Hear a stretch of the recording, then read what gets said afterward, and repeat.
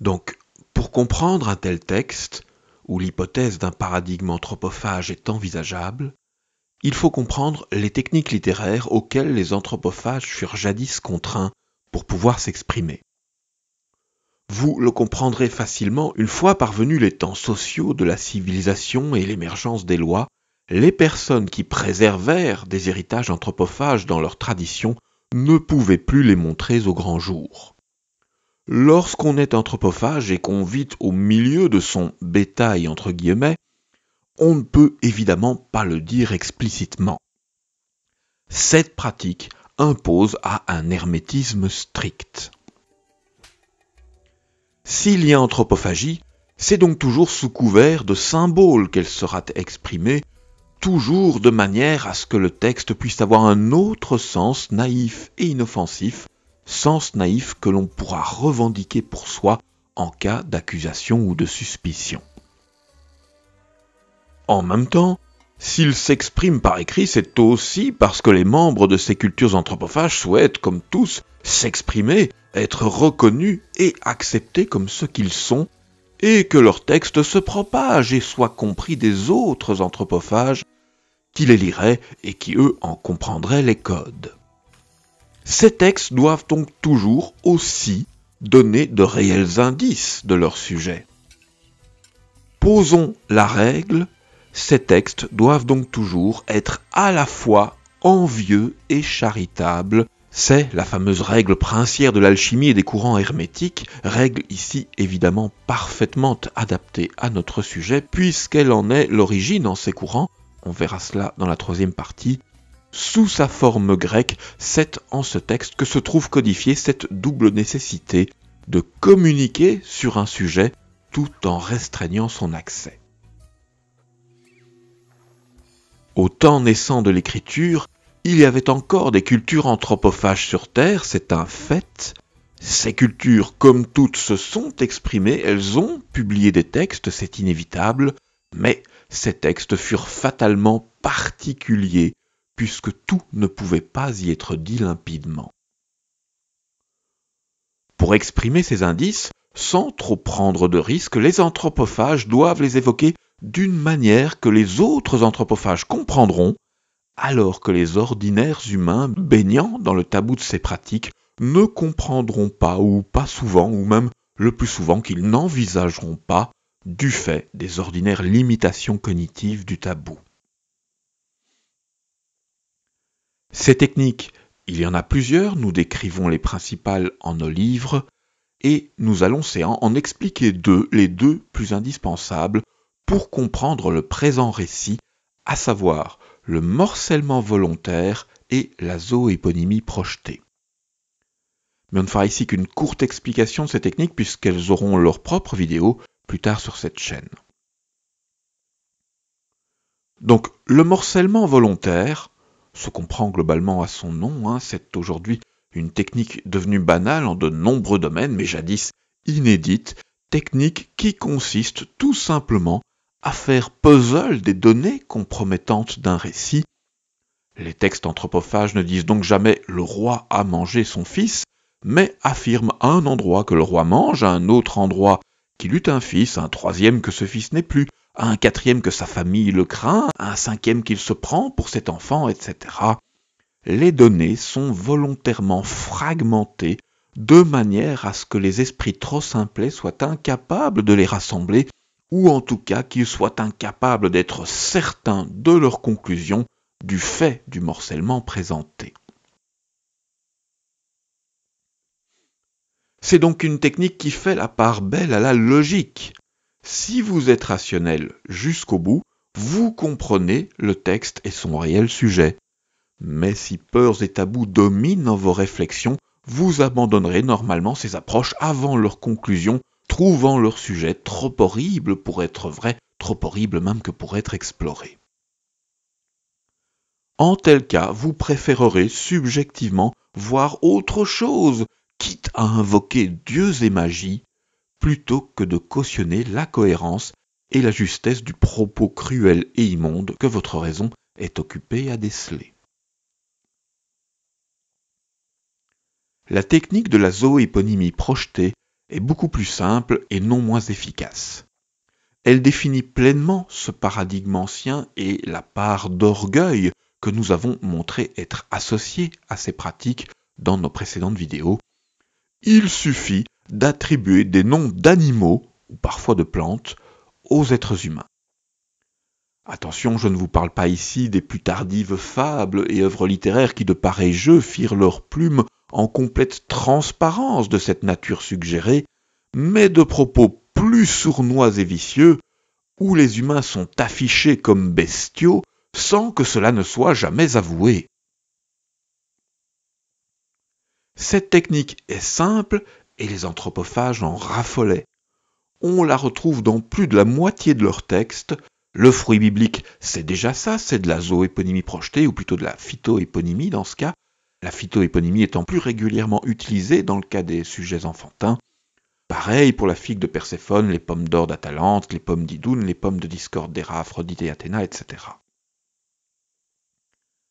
Les anthropophages savent que les hommes communs refoulent leur nature carnée, leur nature alimentaire. Ils ne sont donc ordinairement pas capables d'envisager que ce soit eux qui soient figurés sous l'un ou l'autre de ces aliments. Du fait de leur propre orgueil, les humains considèrent qu'il est impossible qu'ils soient réduits à cela. Leur propre douceur, leur propre morale, leur propre tabou projetés en ces textes font donc office de voile. C'est une autocensure manifestée au niveau cognitif qui empêche l'immense majorité des gens d'envisager le réel sujet de ces textes, les empêchant donc de le comprendre. Pour les anthropophages, cette affirmation animale n'est même pas vraiment un mensonge, non, pour eux c'est vrai. Pour les humains, pour la culture du tabou, ces considérations sont immondes, l'homme est tout, sa valeur est immense. Tuer des tonnes d'animaux, c'est normal, mais tuer un seul homme, c'est un meurtre, c'est un crime, c'est classé à part, et il n'est rien de plus immonde. C'est là la plus évidente et directe des conclusions subjectives et biaisées auxquelles impose le tabou anthropophage en nos esprits. Alors qu'aux yeux des anthropophages, faute de l'existence de ce tabou en leurs esprits, l'homme n'est structurellement pas à part. Nous sommes des animaux non différents des autres à leurs yeux. Eux vivent dans l'optique d'une hiérarchie naturelle du vivant dont ils sont le sommet.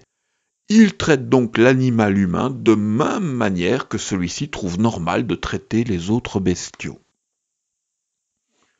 Nous voyons donc, nous, un immense orgueil en ces pratiques exocannibales, alors que les anthropophages, eux, y voient tout au contraire une forme profonde d'humilité, celle du maintien de la conscience de notre réelle nature animale, notre nature de viande, la conscience de nos faiblesses mentales et biologiques, humbles et nombreuses.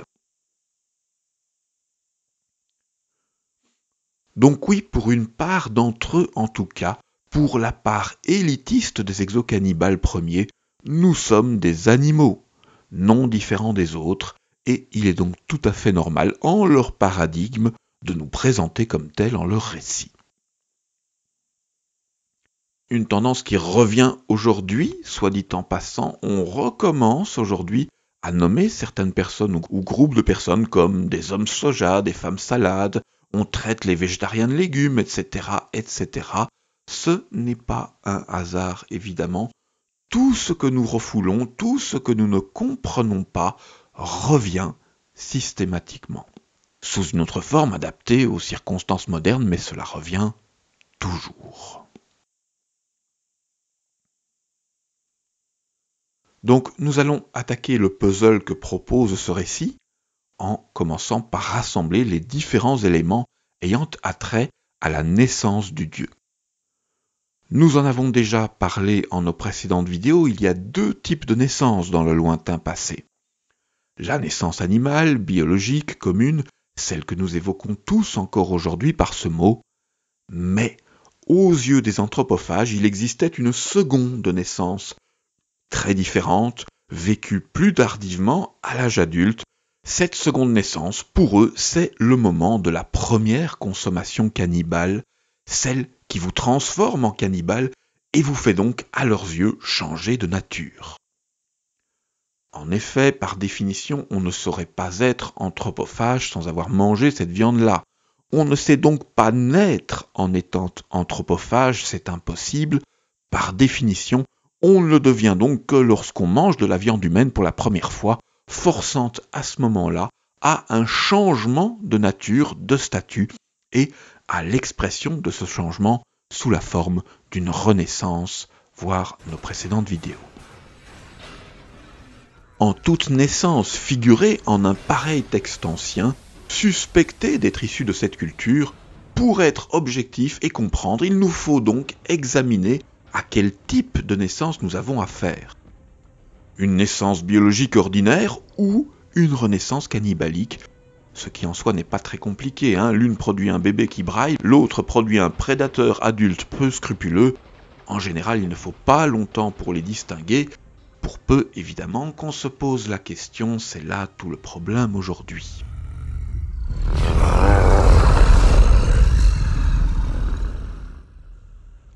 Les indices rationnels et scientifiques de cette distinction sont nombreux et assez facilement identifiables, sans même parler des nombreux indices rituels qui peuvent s'y ajouter, vu que cette renaissance s'effectuait ordinairement dans un contexte rituel très codifié. Si c'est une vraie naissance biologique, cela ressemblera à ce que nous connaissons et que nous associons à ce mot. Si par contre c'est une renaissance cannibalique, nous allons voir apparaître toute une série d'éléments qui relèveraient de l'absurdité s'ils étaient considérés en le paradigme d'une ordinaire naissance. Alors, toute absurdité en un texte de naissance ne fait pas automatiquement la preuve d'un contexte cannibale, évidemment. Il peut y avoir d'autres origines à ces cas inhabituels, et il peut y avoir des créations littéraires aussi, mais du fait de l'existence de mécanismes communs à toutes les cultures cannibales en amont de leur pensée, phénomènes d'identification, etc., les absurdités qui vont apparaître dans leur cas sont en fait toujours les mêmes, formant des clichés typiques de cette culture, des clichés que l'on peut identifier et rassembler scientifiquement, formant des précédents qui peuvent ensuite permettre d'identifier la présence de ce contexte dans d'autres textes pour rendre possible de comprendre ceci. Or, que constatons-nous en ce texte ? Eh bien oui, de manière flagrante, nous ne sommes pas devant une naissance ordinaire. Hermès vient de naître, il y a quelques heures à peine, et il prodigue déjà des œuvres remarquables, formidables, et même totalement impossibles pour un bébé humain. Dès sa naissance, il parle, ce qui est l'un de ces clichés de renaissance cannibalique, l'un des indices les plus fréquemment affichés en ce type de texte. Les enfants humains ne parlent jamais à la naissance, eux évidemment, et il ne fait pas que parler, ce bougre d'Hermès, il chante même. Dès sa naissance, il sait jouer de la musique et entamer des complaintes pour faire l'éloge des dieux et de la tradition, parce que oui, comme on le sait tous bien, les bébés se soucient énormément de la tradition. Dès sa naissance, Hermès est fort aussi. Il est capable de pousser des vaches et affronter des hommes, ce qui est un autre de ces clichés des renaissances cannibaliques. Et il aime évidemment la viande, ce marmot, dès son premier jour. C'est un grand amateur de viande, rempli d'envie puissante et récurrente à ce sujet. Il mange de la viande, pas de la panade, ce qui le place déjà au moins parmi les carnivores prononcés, parmi les prédateurs d'entre les hommes, mais rien pour l'instant qui témoigne de la nature humaine des viandes convoitées, si ce n'est justement qu'il n'y a que dans ce paradigme anthropophage que la viande soit pareillement convoitée au jour de la naissance. C'est même cette fois le premier de tous ces clichés, le plus fréquent de tous. Je ne vous apprends rien, dans le monde mammifère, les réels bébés ne mangent pas de viande au début de leur vie. Et cette nourriture carnée est importante pour Hermès. Il ne s'en cache pas. Elle est son but, son obsession avouée dès le premier jour. Tout le récit tourne autour de cette quête d'une consommation carnée spécifique qui est tout l'enjeu du récit. Et on va le rappeler quand même, il faut des dents pour manger de la viande. Hermès en mange au premier jour, il a donc des dents, cela s'en conclut. Elles ne sont pas décrites cette fois, ce qui aurait été un autre des plus communs de ces clichés textuels anciens, mais il en a forcément puisqu'il va bel et bien dévorer et envisager de dévorer de la viande à plusieurs reprises en ce récit. Or évidemment, une fois encore, on ne nous apprend rien, les bébés humains naissent ordinairement sans dents et ne savent en tout cas pas en user de la sorte les rares fois où des prémices de dents de lait se manifestent précocement. Les clichés s'accumulent donc. Qu'il y en ait un seul, méthodologiquement, cela aurait pu relever du hasard, d'une volonté littéraire, d'un ponctuel symbolisme, etc. Mais non, ici, les clichés évoquant ces renaissances cannibaliques se multiplient, excluant donc progressivement tout autre contexte. Nous ne sommes définitivement pas en face d'un réel bébé dans ce texte, c'est un adulte. Dès sa naissance, Hermès a un corps d'adulte. Il est représenté avec un corps d'adulte au jour de sa naissance dans la majorité des représentations antiques. Pas dans toutes, forcément, il y avait déjà des gens qui interprétaient naïvement ce texte à l'époque. Alors bien sûr, il y a aussi une suggestion textuelle d'enfance dans le récit. Elle est même totalement omniprésente, trop. Mais si vous êtes attentif, vous le constaterez rapidement, cette suggestion est exclusivement lexicale. C'est dans les mots que cette jeunesse est présente, pas dans les faits. Le but du texte est bien ici d'affirmer ce caractère enfantin d'Hermès, d'affirmer l'existence et la jeunesse des ressentis de rajeunissement vécus en ce rite cannibale dans le paradigme de cette culture. Le texte dit et répète qu'il s'agit d'un bébé, ce qui est tout à fait exact dans la pensée cannibale. Mais le corps est bien celui d'un adulte. Ce n'est jamais dit explicitement, ce serait trop simple, on ne serait plus dans du morcellement volontaire. Il faut déduire ce trait, mais bien qu'éparpillés, les indices pour le déduire sont nombreux, trop nombreux que pour être accidentels. C'est dit et répété, Hermès est grand. Ses pas sont immenses, il franchit d'une enjambée le seuil de la haute caverne. Sa vitesse est celle d'un adulte aguerri, sa force est celle d'un adulte aguerri, il parle comme un adulte aguerri issu de riches maisons, il a déjà de nombreuses compétences telles que le dépeçage, la construction et l'usage d'instruments de musique, il déclame des poésies sur un passé dont il ne connaît théoriquement rien puisqu'il vient de naître, etc., etc. Biologiquement parlant, la personne qui nous est présentée a absolument tout d'un adulte à 100%, parce que c'est un adulte, évidemment, tout simplement. Si vous considérez que c'est bien un adulte qui est décrit, d'un coup, d'un seul, il n'y a plus rien de magique ou d'extraordinaire en ce texte. Tout y redevient parfaitement normal. Il est normal qu'il sache parler, normal qu'il ait des compétences, normal qu'il sache l'emporter en combat contre des vaches, et normal qu'il connaisse un peu le passé et soit à même d'en parler. Tout est normal en ce texte si l'on accepte que l'être présenté est un adulte. Sors ton rasoir au cam, c'est un adulte, il faut le conclure. Tous les éléments qualifiés par nous d'extraordinaires en ce texte n'y apparaissent que parce que nous considérons une naissance biologique au lieu d'une renaissance cannibalique et donc un réel bébé au lieu d'un adulte renouvelé cannibale.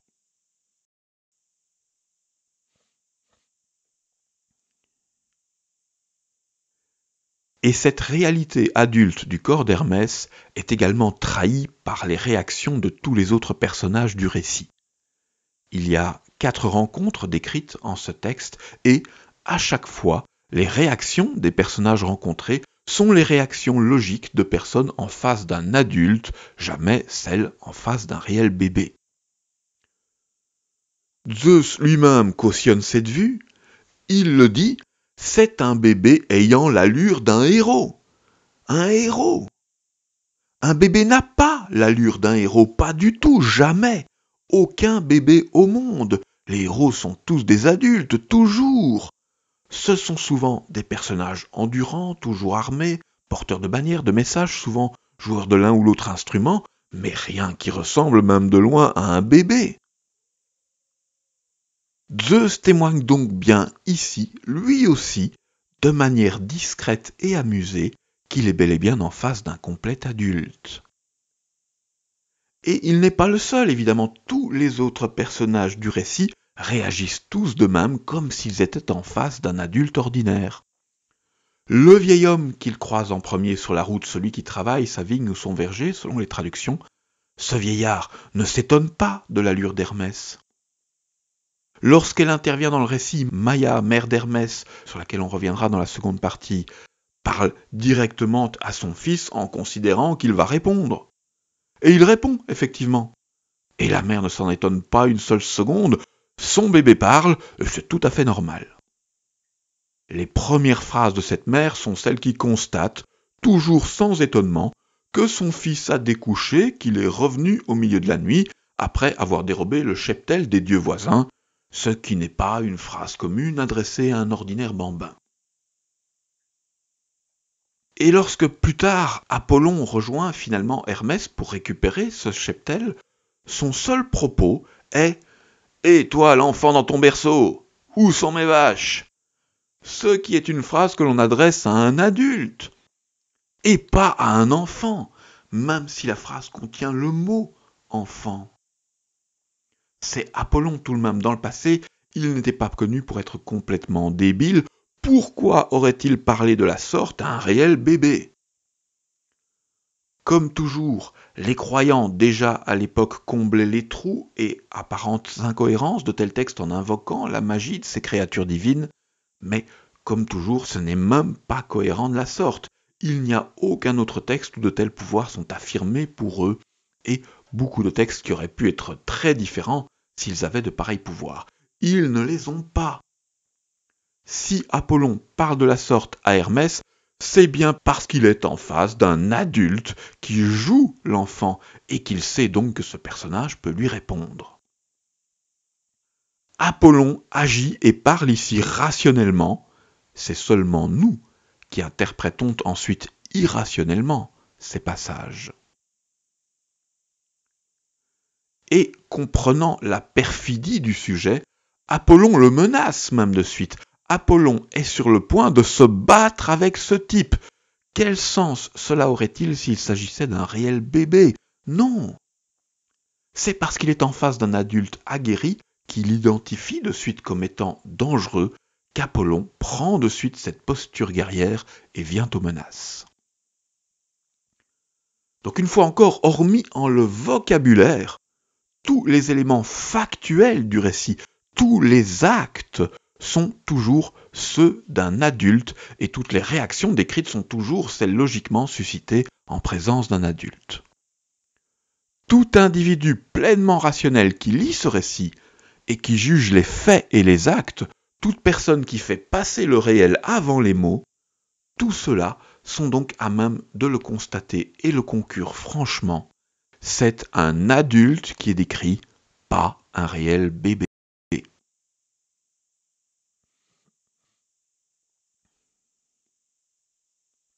Or pourtant c'est flagrant, c'est répété par 10 fois, Hermès vient de naître.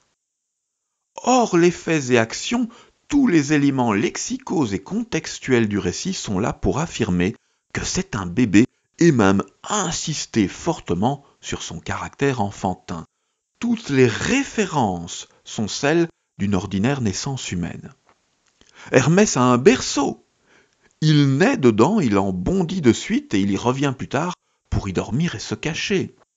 Hermès a une maman, la titanide Maïa. Sa vie auprès d'elle est décrite comme celle d'un bambin. Hermès est espiègle comme un enfant, coquin comme un enfant. Il fait des blagues, il ment comme mentent les enfants. Il nous est dit être innocent comme un enfant. Il porte même des langes comme un enfant. Au comble du cliché, il dort même avec son petit doudou. Il a des jouets. Il a peur de se faire gronder par sa maman, etc., etc. En ce texte, on est partout et tout le temps dans un complet cliché de l'enfance, trop. On peut donc le conclure, c'est volontaire. Ces clichés sont là pour favoriser l'amalgame en nos esprits. Toutes les communes références des naissances humaines, tout le vocabulaire des ordinaires naissances humaines est ici volontairement ajouté, singé, pour forcer en une conclusion avec cette naissance-là. Confusion qui empêchera que soit envisagée l'autre forme de naissance.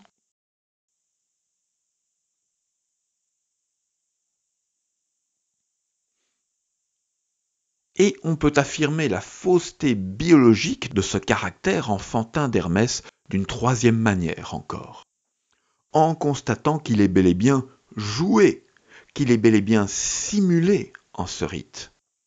Le texte laisse suffisamment d'indices pour affirmer ce caractère factice qu'il trahit à plusieurs reprises. Hermès joue, il fait semblant.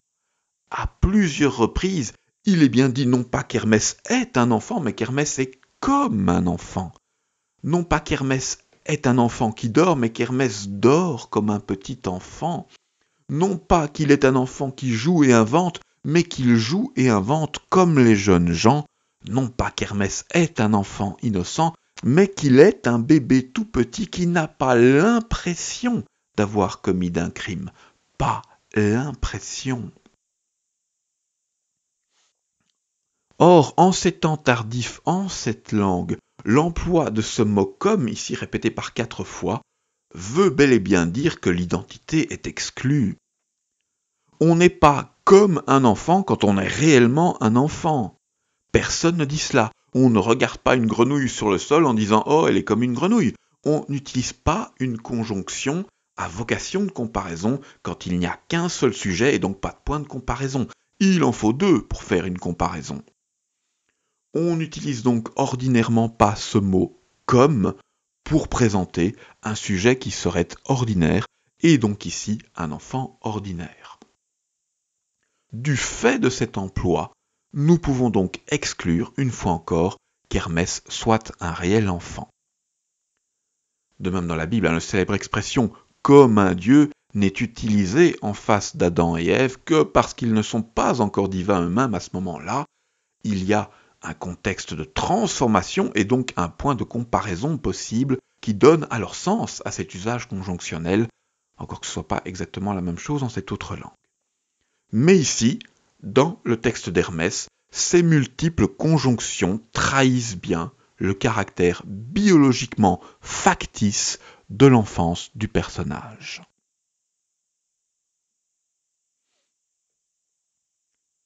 Comment concilier les deux ? Comment concilier ces faits et actions qui sont ceux d'un adulte aguerri avec ces références, objets et jeux de comportement qui, eux, sont ceux d'un enfant ? Est-ce un délire sans fondement ? Non, évidemment. Souvenez-vous tout simplement qu'aux yeux des anthropophages, on absorbe les qualités et défauts de ceux que l'on mange, la force du lion, la vigueur du bouc, et on absorbe également la jeunesse dans le cas de la consommation d'un jeune enfant. C'est tabou, mais c'est vrai. Dans le lointain passé cannibale, quand on mange un enfant, on redevient un enfant. On devient ce que l'on mange, au moins partiellement, dans le cas de la consommation d'un sujet peu connu, mais complètement et totalement lorsqu'on mange un sujet que l'on connaît très bien.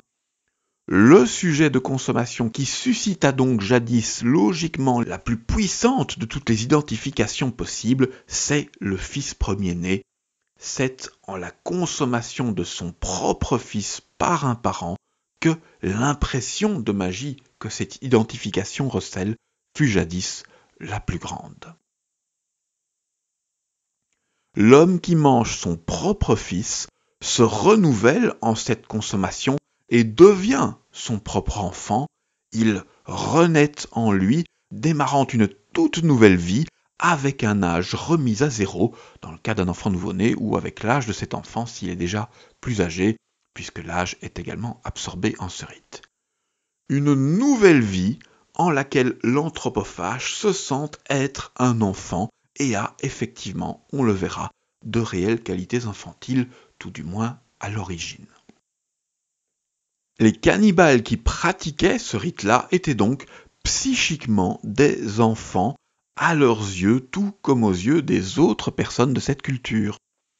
Ils se sentaient être des enfants en les textes issus de cette culture, c'est donc de la sorte qu'ils seront présentés.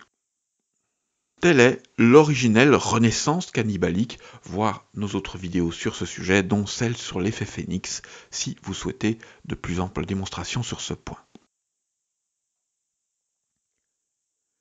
Et c'est cette renaissance-là qui est ici figurée, évidemment, expliquant conjointement les forces et compétences adultes du personnage et le complet ressenti de jeunesse, le jeu et les traits enfantins du personnage, traits qui sont ici joués. Tout cela fait partie d'un rite déjà multiplement millénaire à ce moment-là, et c'est un rite dont les effets ont beaucoup évolué avec le temps. Au départ, les anthropophages pensaient réellement renaître en ce rite, et donc oui, ils étaient les seuls personnages sur Terre à pouvoir affirmer cette phrase pour tout autre étrange « Je suis né hier ». Phrase qui est absurde et totalement impossible en tout autre contexte que celui que nous formulons ici. Phrase qui est, elle aussi, un cliché de ces renaissances cannibaliques, phrase qu'Hermès répétera à plusieurs reprises en ce récit qui relate ses officiels premiers jours. Une fois le rite pleinement accompli, l'anthropophage s'identifiait à l'enfant qu'il venait de consommer et vivait une période intense d'identification à ses qualités infantiles. C'est cette période qui nous est ici décrite. L'anthropophage pouvait alors devenir immature, espiègle, joueur et même un complet menteur comme peuvent l'être des enfants. Ces traits n'ont rien de moral et ils sont ici réunis en un texte jugé comme éminemment sacré par tous nos ancêtres. Ce n'est pas pour rien.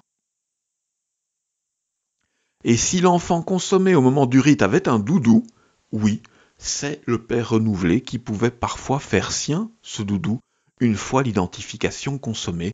Si l'enfant avait des jouets, il pouvait devenir sien également, et si la consommation avait lieu directement à même le berceau où le réel enfant fut jadis posé, c'est bien là que le cannibale renouvelé allait considérer sa propre naissance. Ce berceau, l'instant d'après, allait devenir le sien, et c'est au départ de cet endroit, pour lui devenu sacré, que sa nouvelle vie allait commencer. Le cœur du sacré dans le lointain passé, c'est cet acte, ce rite, et l'identification qu'il provoque. Tout ce qui touche à cet acte devient donc sacré, et rien ne l'est hors cela. La caverne d'Hermès n'est sacrée que parce que c'est là que la consommation a eu lieu. Le berceau est sacré pour la même raison. De même sont sacrés l'autel et le chaudron à ses côtés, et même le gosier d'Hermès est dit être sacré parce qu'il a mangé cette viande-là, et plus largement, évidemment, les dieux ne sont eux-mêmes dits être des personnages sacrés que parce qu'ils ont tous effectué ce rite-là. Car oui, ce texte parle bien non seulement de la naissance d'Hermès, évidemment, mais bien aussi indirectement de celle de tous les dieux. Il n'y a aucune raison logique permettant de considérer qu'Hermès soit à part et soit né différemment des autres. C'est donc bien la nature du divin tout entier qui peut se déceler en ce texte. Ce texte parle bien de la naissance d'un dieu, oui, c'est l'un de ces deux sujets, mais en apparence tout du moins, on n'insiste pas du tout sur cette naissance. Tout au contraire, dès la première ligne présentant le dieu, paf, il bondit, quitte son berceau, sort de sa grotte et se barre au loin. Et le texte nous invite ensuite à vivre et suivre ces folles péripéties trop spécifiques et amusantes que pour ne pas s'y attacher, oubliant donc bien vite cette grotte mystérieuse qui a vu naître le dieu l'instant d'avant. C'est juste avant le début de ce texte qu'Hermès naît vraiment, juste avant. Mais de ce moment-là, on ne dit rien, c'est trop tabou. On ne dit rien au présent, en tout cas. Mais des indices volontairement éparpillés en tout le texte permettent de déduire ce qui s'est passé l'instant d'avant. Nous l'avons déjà signalé, dans cette grotte, il y a un berceau. Ce qui n'est pas commun quand même déjà, hein. Qu'est-ce qu'il fout là, ce berceau? Ailleurs, on apprend qu'en cette même grotte se trouve également un autel et un chaudron. On le rappelle, un autel c'est une table. Une table, on le rappelle, à la base, ça sert bel et bien à manger, c'est la fonction d'origine. Poser notre PC dessus pour bosser, c'est bien plus tard. 100% des autels les plus anciens ont pour unique fonction la nourriture et sa préparation. Et on est bien dans la haute antiquité, ici, ne soyons pas naïfs, ce n'est pas du tofu et des lentilles qu'on cuisine là-dessus, jamais. Dans la haute antiquité, il n'y a que de la viande qu'on cuisine sur un autel, quasiment toujours à la suite d'un sacrifice. Donc cet autel prouve bien qu'il y a eu un sacrifice et une consommation au moment de cette naissance. Et il est doré, cet autel. Ce sera trop long à démontrer ici, mais en ces époques, l'or suggère ce sacrifice-là, le sacrifice de l'enfant premier-né. Tous les autels d'or que l'on connaît avaient ce sacrifice-là pour projet. C'est l'or sacré des anciens, celui exprimé dans les dizaines de mythes sur les pommes d'or, sur la toison d'or, sur le rameau d'or d'aîné, sur le veau d'or cananéen, etc., etc. Jadis, l'or était la couleur rituelle associée à ce sacrifice-là. Donc oui, un autel, à lui seul, cela fait déjà indice de cette pratique, et lorsque cet autel est d'or, cela précise la nature infantile des victimes qui y sont sacrifiées. On aurait aimé préserver nos prudences et crier à l'incertitude de l'hypothèse, mais ici il ne faut pas charrier. À côté de cet autel d'or, il y a quand même un berceau. Le lien est dans le texte même, il n'est pas supposé.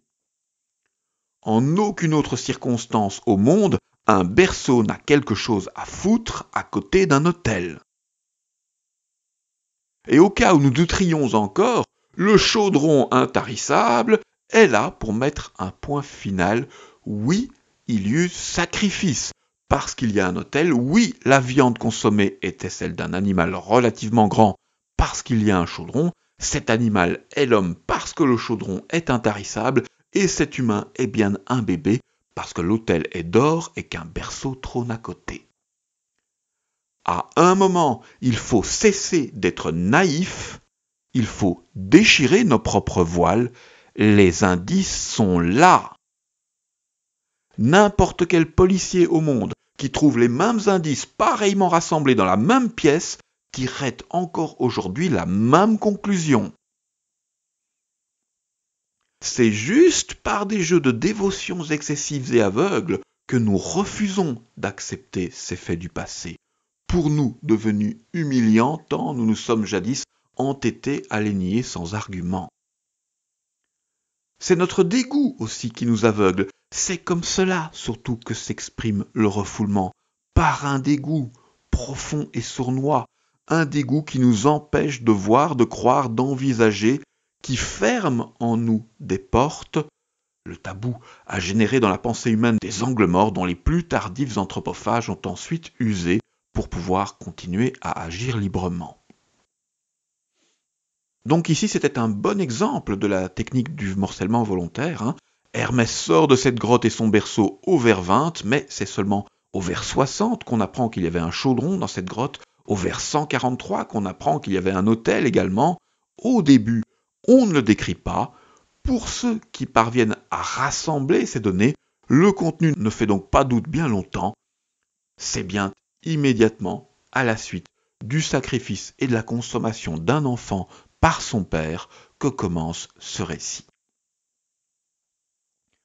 Le berceau d'Hermès est même noir. Noir! Sans déconner, hormis au cinéma ou pour la blague, dans combien de familles avez-vous déjà vu qu'on mette un bébé dans un berceau noir? Soyez simplement honnête, l'enfant que l'on met de la sorte dans un berceau noir, dissimulé dans une grotte, à côté d'un autel et d'un chaudron, cet enfant-là n'est pas destiné à être aimé, à vivre et à grandir.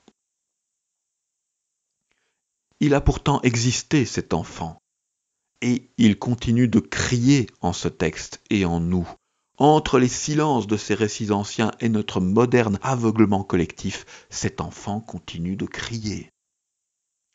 Attendant le jour où nous aurons collectivement assez de lucidité que pour cesser de nous comporter en moutons traumatisés qui, des millénaires plus tard, continuent à prier collectivement devant les loups et les lions du passé.